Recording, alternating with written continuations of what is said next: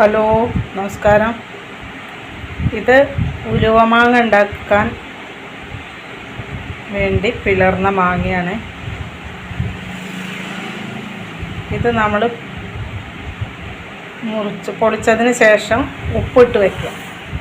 ഉപ്പിട്ടിട്ട് ഒരു 2-3 മണിക്കൂർ വയ്ക്കുക. അതിന് ശേഷം വെയിലത്ത് വെച്ച് 2-3 മണിക്കൂർ വാട്ടിയെടുക്കുക. അതിന് ശേഷം മുളക് പൊടി, കായം, ഉലുവ പൊടിച്ചത്, ഉപ്പ്, ഇത്ര മാത്രം മതി.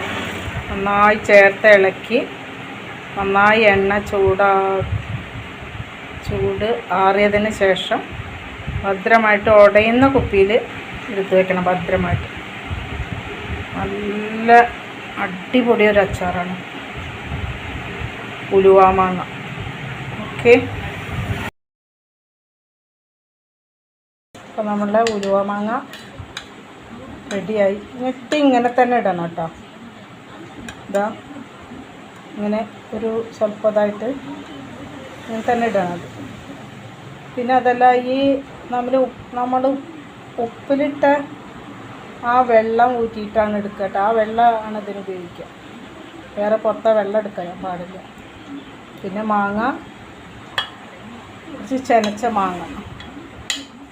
നല്ല 2-3 മാസം കഴിഞ്ഞ് എടുക്കുമ്പോൾ നല്ലൊരു എന്താ പറയുക, നല്ല ടേസ്റ്റാണ്.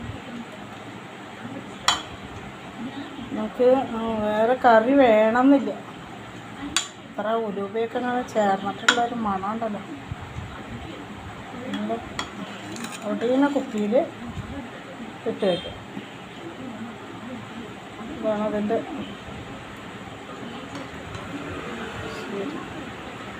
ഇത്.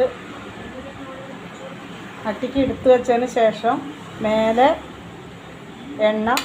തിളപ്പിച്ചാറിയ എണ്ണ ഒഴിച്ചു കൊടുക്കണം.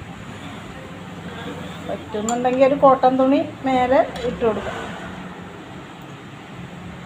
ചെറിയ റൗണ്ട് കട്ട് ചെയ്തിട്ട് ഇട്ട് കൊടുക്കും. വേണമെന്നില്ല, ഒന്നും സംഭവിക്കില്ല.